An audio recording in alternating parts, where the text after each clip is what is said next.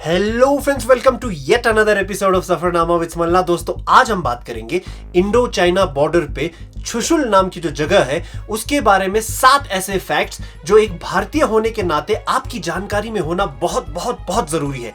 तो चलिए शुरू करते हैं आज का ये एपिसोड। दोस्तों, डेमोक्रेसी इन लद्दाख के बारे में मेरे लास्ट 2 एपिसोड से पहले मैंने Indo Tibet China border conflict के पीछे की कहानी के बारे में एक एपिसोड बनाया था। आपने वो एपिसोड अभी तक नहीं देखा तो स्क्रीन के कोने में जो लिंक आ रहा है उस पर क्लिक करके पहले वो देख सकते हैं। उस एपिसोड में मैंने छुशुल का जिक्र किया था, जहां पे डोगरास और टिबेटन्स में एक लड़ाई हुई थी, जिस लड़ाई के बाद एक संधि हुआ था ट्रीटी ऑफ छुशुल 1842 के नाम से, जिसके बाद छुशुल ऑफिशियल बॉर्डर बन गया था।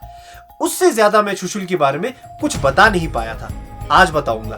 तो दोस्तों, छुशुल के बारे में पहला फैक्ट जो आपकी जानकारी में होना बहुत जरूरी है वो है छुशुल का नाम। हम लद्दाखियों को छोड़ के ज्यादातर इंडियंस इस जगह का नाम चुशुल बुलाते हैं। गलत प्रोनाउंसिएशन है यार, च से चुशुल नहीं, छ से छुशुल।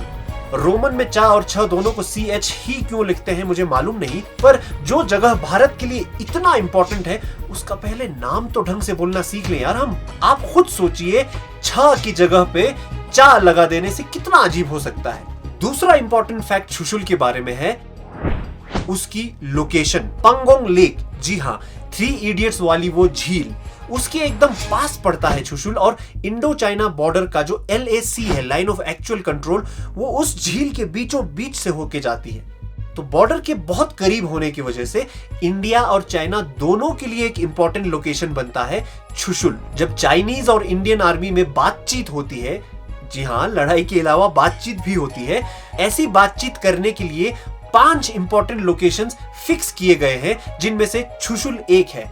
अभी हाल ही के तनाव में कहते हैं कि 5-6 टॉक्स तो छुशुल में ही हुई थी।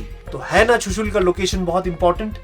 तीसरा छुशुल के बारे में इंपॉर्टेंट फैक्ट है छुशुल एयर स्ट्रिप। जी हाँ, 13,000 फीट की इतनी ऊंचाई पे भारत का एक एयर स्ट्रिप भी है, जिसका योगदान 1962 की लड़ाई में बहुत ज्यादा था। जी नहीं, आप फ्लाइट पकड़ के वहां नहीं जा सकते, ये आर्मी का एयर स्ट्रिप है, सिविल एयरपोर्ट नहीं।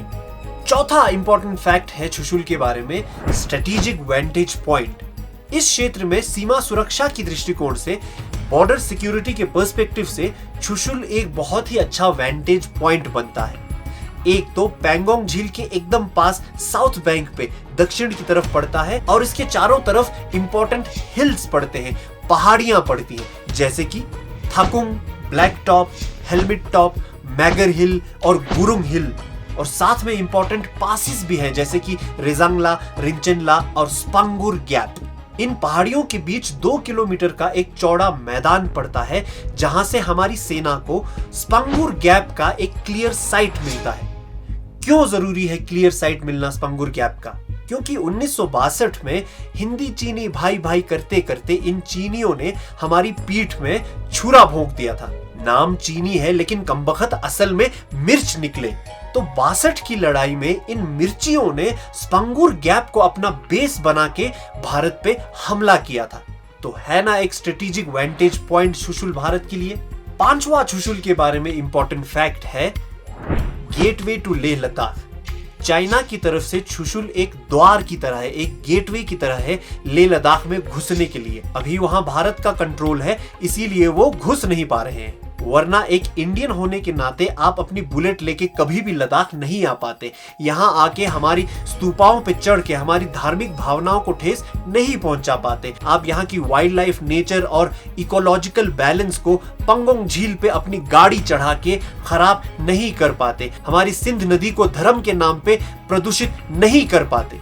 तो है ना इंपॉर्टेंट फैक्ट छुशुल के बारे में ये। छठा फैक्ट छुशुल के बारे में है कंट्रीब्यूशन ऑफ लद्दाखीज। जी हाँ, यहाँ पोस्ट इतनी ऊंचाई पे है तो उस पे आर्मी रहती कैसे है?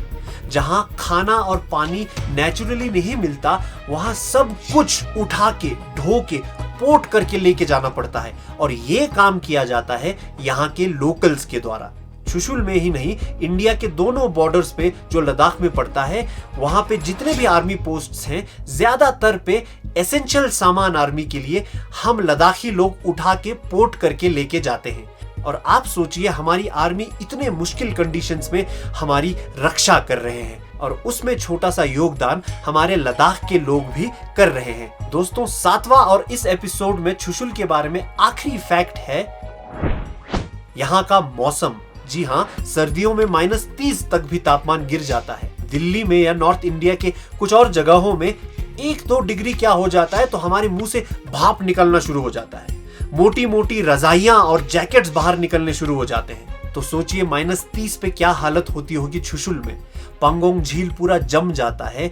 झील के आर पार पेट्रोलिंग करना मुश्किल पड़ जाता है। मुंह से भाप तो निकलता ही है पर आपकी दाढ़ी मूंछ तक पहुंचते पहुंचते जम जाता है। बस ऐसी ठंड का फायदा ये है कि मूंछें दोनों तरफ के लोगों की जमती हैं। ठंड चीनियों को भी लगती है तो हमला होने का खतरा इस मौसम में कम रहता है। 1 मिनट, चीनियों की मूंछें होती हैं क्या? तो ये थे दोस्तों 7 ऐसे फैक्ट्स चुशुल के बारे में जो आपको एक भारतीय होने के नाते पता होना बहुत जरूरी है। अगर आपको ये वीडियो पसंद आया तो लाइक जरूर कीजिएगा। लाइक करने से YouTube ज्यादा से ज्यादा लोगों को ये वीडियो दिखाता है और लद्दाख और चुशुल के बारे में ज्यादा से ज्यादा लोगों को पता चलेगा। शेयर तो आपको अगर पसंद आया तो आप करेंगे ही, लेकिन सब्सक्राइब करना मत भूलिएगा।